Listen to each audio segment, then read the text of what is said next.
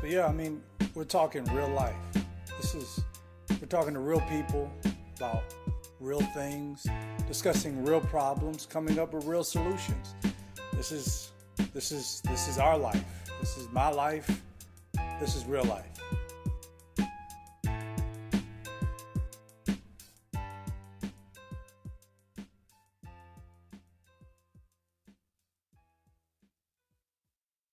Hi, welcome to another episode, man. I'm so excited to be with you all today. This is Cornelius Lindsey. I got my friend and brother Austin McGuffie in here with me. We're going to be talking about entrepreneurship. I got two great episodes for you. Want to make sure that you tune in if you are in a position right now where you're saying, man, I can't really pay attention. You might want to turn me off and turn me back on when you can. Make sure you take out your pen, pad, and a piece of paper so that, pad is a piece of paper, but you know what I mean? Just grab what you need so that you can make sure you take notes where it is applicable. But let's jump right into this. I want to welcome Austin to our show. Thank Austin, you, what's up, brother? And not much. Man, Austin, I want you to, if you could, just kind of introduce yourself, telling people who you are, how old you are, and then we'll kind of jump right into the conversation. Yep. So, like you said, my name is Austin McGuffie, and I'm 25 years old. Who I am, most importantly, is a father. As we both know, Yes, I have three beautiful children. And a wife, of course. And I have been an entrepreneur, interested in entrepreneurship since I was 19. And, I just failed a lot. And that's kind of got me to the point where I'm at now. So, Austin, let me ask you this question. 19 years old, you've been interested in entrepreneurship. Yep. Why entrepreneurship exactly? Yeah, so when I was on campus at Georgia State University, I was the vice president of an organization called the Collegiate Entrepreneurs Organization. Mm-hmm. And really what that was just a bunch of students who had good ideas. Mm-hmm. And it was a bunch of people who had great ideas but didn't know how to execute. Mm-hmm. So we were around it was just an ecosystem of ideas, but we were all stumbling and failing and wasting money. And that was my first real introduction to entrepreneurship. Mm-hmm. And at the time, I was studying marketing and I was, planning to go corporate and have a job. And, once I really started my first business on campus, which ended up failing, the flexibility, the freedom, the thrill of starting, and even the thrill of failing is what keeps me chasing after it, Mm-hmm.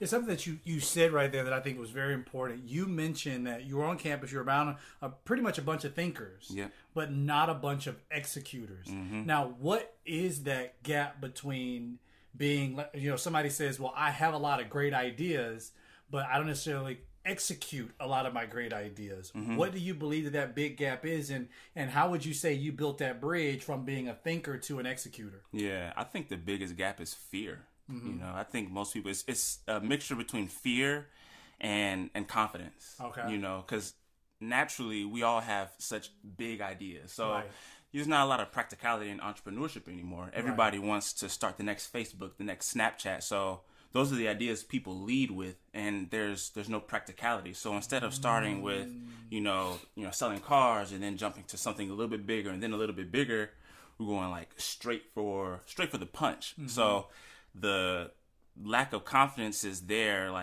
perpetuated because you continue to experience failure after failure while you're chasing this big vision versus being practical and making a little bit of money versus, trying to be a millionaire with your first venture. Right.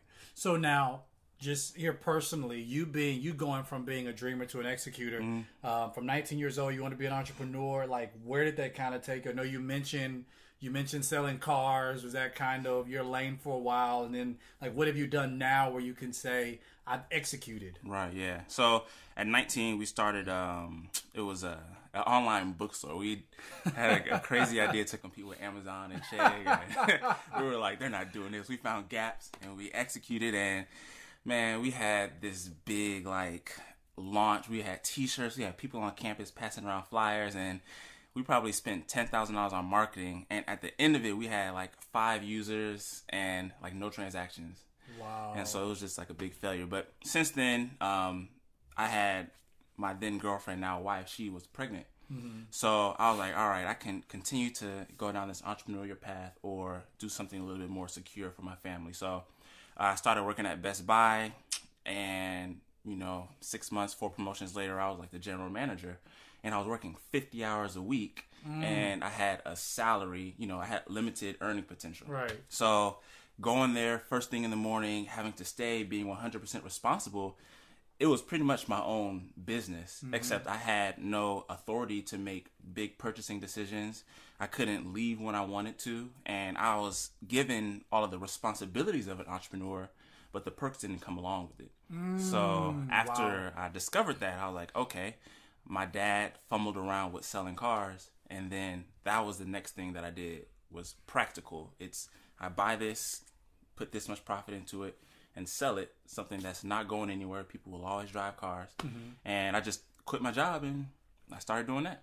Now, before we kind of go any further, another big thing I heard you mention there, you said, okay, I had this book selling idea with a website to compete with Amazon, but you only had like 4 or 5 users. It tanked. Yeah. Like, I've been there where you start something and it tanks. And when it tanks, it hurts. It hurts. And so, I mean, okay, for the person who's listening, who says, it's hard for me to get up after failure. Yeah. What do you say to that person? I mean, you've experienced that. You've seen it tank. Yeah. But yet you got up right after it tanked and still decided I want to do something else. What would you say to that person? I think the most important thing to realize about entrepreneurship is that it's a process, So a lot of people get a lot of, flack or, people talk about people who say, oh, I'm an entrepreneur.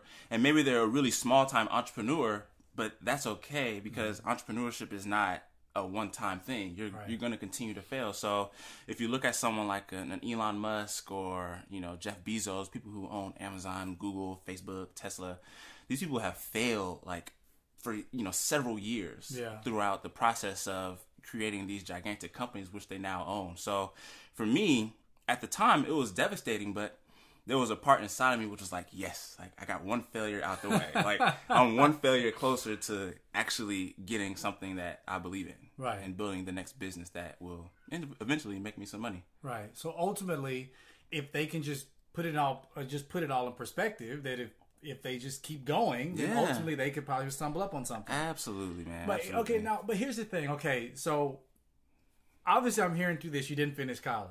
I did. You did. I graduated. You graduated. So you graduated with college. What was your major? It was, so I failed out of marketing. Okay. I failed out of business school. Okay. And I was like, all right, let me do something a little bit easier. So I majored in Spanish with a concentration in international business. Oh, beautiful. Yeah. Well, I mean, of course. Well, I mean, so now you have the degree. Yeah. You went into the car company. You went into the car selling business. Mm-hmm.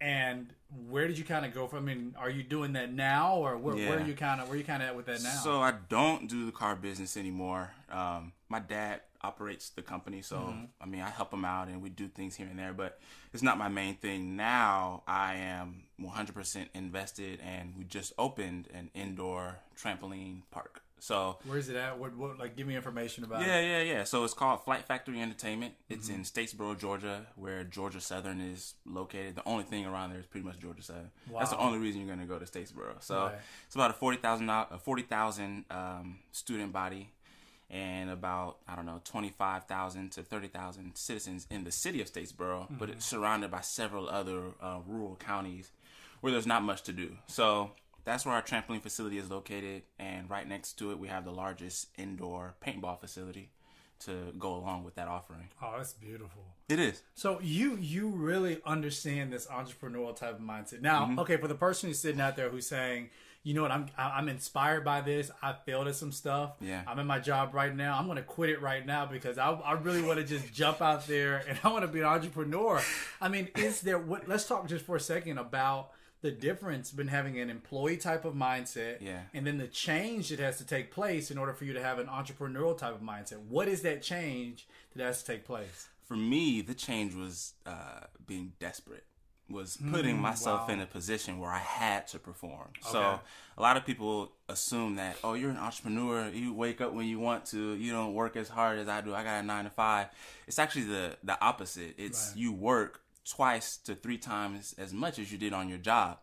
And, for me, the transition from being an employee to, I guess, now being an employer, it was just pure desperation. It was literally me throwing myself out there and putting myself in a position where if I don't do this, I'm going to be filing bankruptcy. And if I do it, then I think I'll be okay.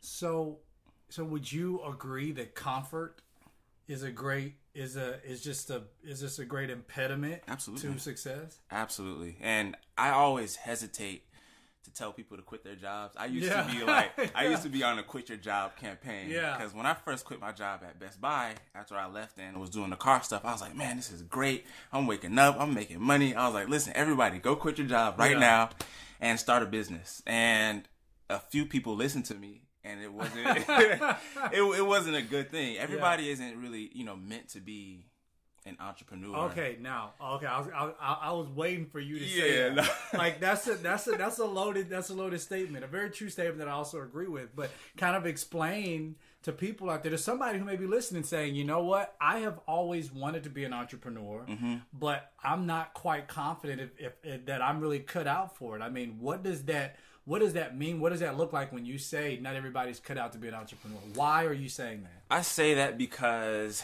everybody has a different risk tolerance, you know?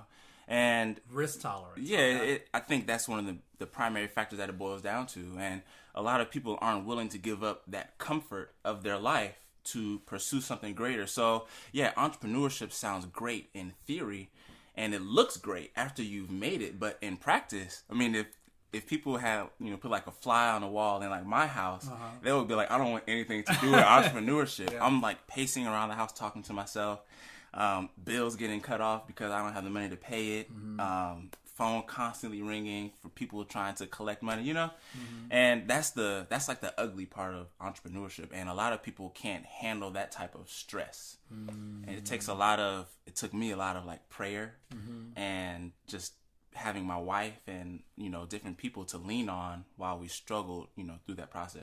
So, and I was going to ask you, so I'm glad you brought up prayer and everything else. What, two big questions. You can answer them both separately or together if you want to, but what was the role of faith and family in this entrepreneurial journey that you've been on so far? I mean, two very, very big, broad views with faith and family, but if you want to answer them together, that's fine. But what roles did those two entities really play in your success as an entrepreneur? Yeah, well, we can break it down. Faith is the most important aspect, and that's what I tell people now is like have your relationship with God. It must be right. Like that connection must be there before you go and take big risks in entrepreneurship. So for me, that was my escape. That was when I'm like stressed out and ready to quit.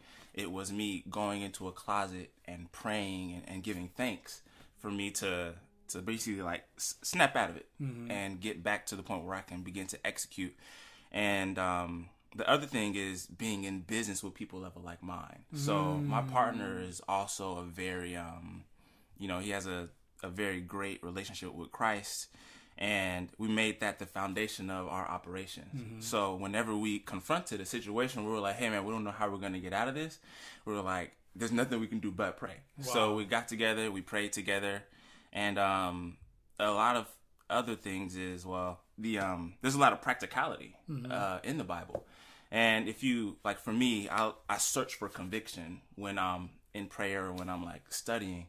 So I'm reading the Bible, and there's a lot of really good tips in there on how to operate a business that may not speak to exactly like operating a business, but you can take it and apply it to your business practices, and then operate from there. Wow. So what about family? Like, what part does family play? Now, you mentioned your wife. Yeah. So like, what part of that plays? I mean, how important is it to have a supportive spouse at home? And I mean, you have 3 children. Yeah. So it's not just like, it's cool you're 19, selling cars, but I'm kind of grown now. you got like real responsibilities. Yeah. You're like a grown man kick. I'm a grown man. So like, what is that? I mean, how is that? What is that like? Yeah. So it's 50-50. So I'll talk about the bad part first. Being an entrepreneur with a family is extremely difficult, especially when you're a man and it's your responsibility to provide.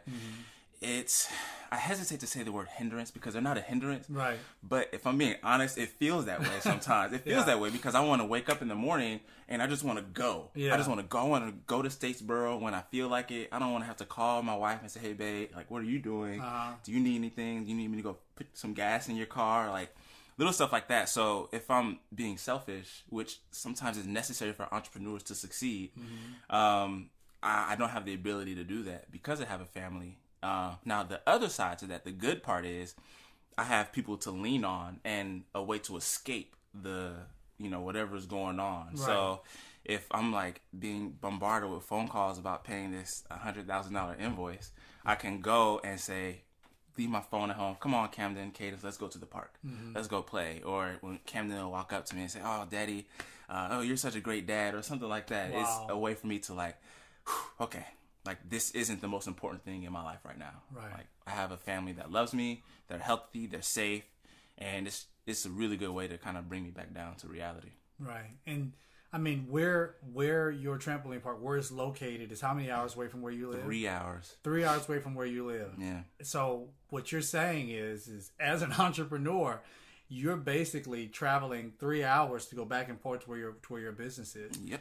So now let's kind of segue into this last piece I want to cover before we go into the next episode. But what is the sacrifice like as an entrepreneur? I mean, just being very candid and very honest, what is some of the stuff that you have had to, you've had to miss out on? Like I know for me in my life as an entrepreneur, I don't get a chance to have many friends because it's difficult to be friends with me because I'm always on the go. It's always something that has to be done, and it's always business to take care of. So I'm not always accessible. Right. I'm not able to go to all the birthday parties. I can't attend all the funerals. I can't make all the weddings. Yep. There's just certain people I can't even afford to be around because you might be a hindrance to my mentality because you don't understand what I'm going through. Yep. So what is that sacrifice like for you? I think everything that you mentioned is like a perfect description, but overall, I think the biggest sacrifice is progress, I would say. Whoa. Progress is okay. Hit me with this. Because basically, so we all have an idea of how we want our lives to go, right? Right. I want to get married. I want to have kids. I want to move into this house. I want to buy a car for my wife.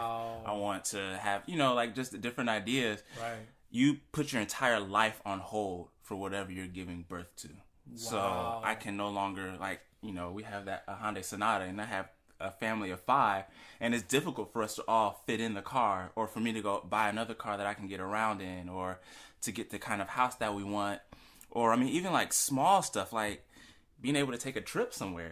We can't, or Camden having the birthday party that we want. You just literally put all of your plans on the back burner for what you're pursuing. And the trip thing about entrepreneurship is that you can't put a timetable on the birth of your idea. Yeah. So every time, like last week, I met with some guys who are building an application, and I asked them 2 questions. I said, are you willing to fail? And are you willing to wait 10 to 15 years for this to become a reality? Because the truth is, it just might take that long. So progress is the biggest sacrifice, that I've had to make. So for those who are listening and who says, okay, that hit me like a ton of bricks, I know exactly what you mean. Because I know exactly what you mean. I remember sitting in like that 900 square foot loft with my wife in Jackson, Mississippi, next to the railroad tracks, and she lit candles because we couldn't afford to go out to eat that night. And we had the only thing in our fridge we had an onion and we had green pepper. We had an onion and green pepper. And it was like a half of a green pepper. And she sauteed onions and green peppers. She made some brown rice. And she poured like some balsamic, reduction sauce, whatever it was, on top of it to kind of give it this, fancy feel. And we put candles all around our living room / kitchen. And we got dressed up. We walked out of the house, walked back in the house like we went out on a date. No, we did. We got back in there. We sat down and we act like we were eating. And I remember that. I remember thinking the progress. And I don't see the progress. And I want to move ahead. Yeah. And I want to have this. And I want to be able to do this. And you look at what other people are able to do, and you're just like, man, I can't I can't have that. But the reality is that I'm working towards it, but I can't have that. So, so I guess the last thing is with the progress, these people who are listening, we're like, I get that. Yeah. I get that. And the progress is what is kind of slowing me down. I'm feeling like I'm about to quit. Yeah. Because I don't see the progress that I want to see. What words of wisdom would you be able to give to them? Yeah. So I would take a look at it from two perspectives. So one is like, you're not Superman, and it's okay sometimes to quit. It's okay to quit. I think a big part of entrepreneurship is knowing when to fold your cards and walk away from your idea. I think a lot of us get stuck on our current idea because we all think the best about our ideas and our businesses. And sometimes the opportunity isn't there like we think. So if it's not there, it's okay to walk away from, your business, to give it some time, maybe stack up your chips again, and then jump back into it. I had to do that with, between 19 and 22 was my time where I was working, getting my things together, taking care of my family, and then for me to revisit entrepreneurship. So that's one side. That's the practical side. Right. And then there's the radical side where, I have two sides. So I think that I will also say don't quit. Right. And from looking at it from that perspective, it's things take a lot of time. And if you can identify a gap in the marketplace and you can identify that people are willing to pay for whatever it is that you have to offer, then continue to work at it. If you have one customer, two customers, then that means that your product is validated. Right. And you just have to get it in front of the right people. That is money.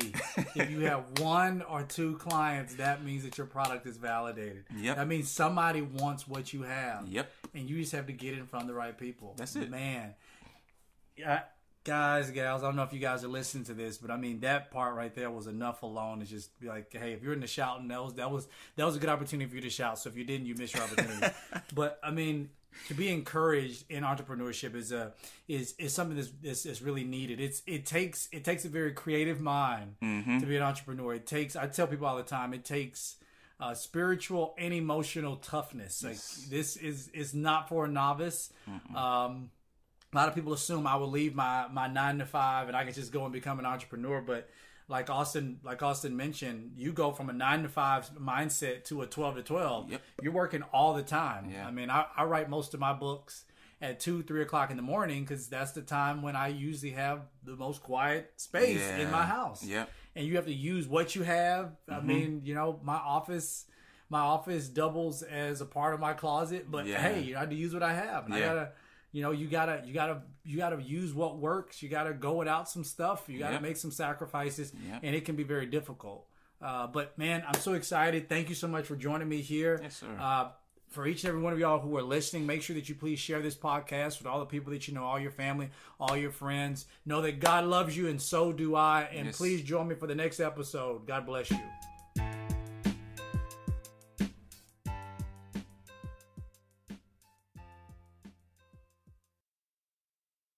Thank you so much for tuning in to Real Life with Cornelius Lindsey. Hey, if you get an opportunity, please check out my website, www.corneliuslindsey.com. Until next time, remember, Jesus is Lord. God bless you.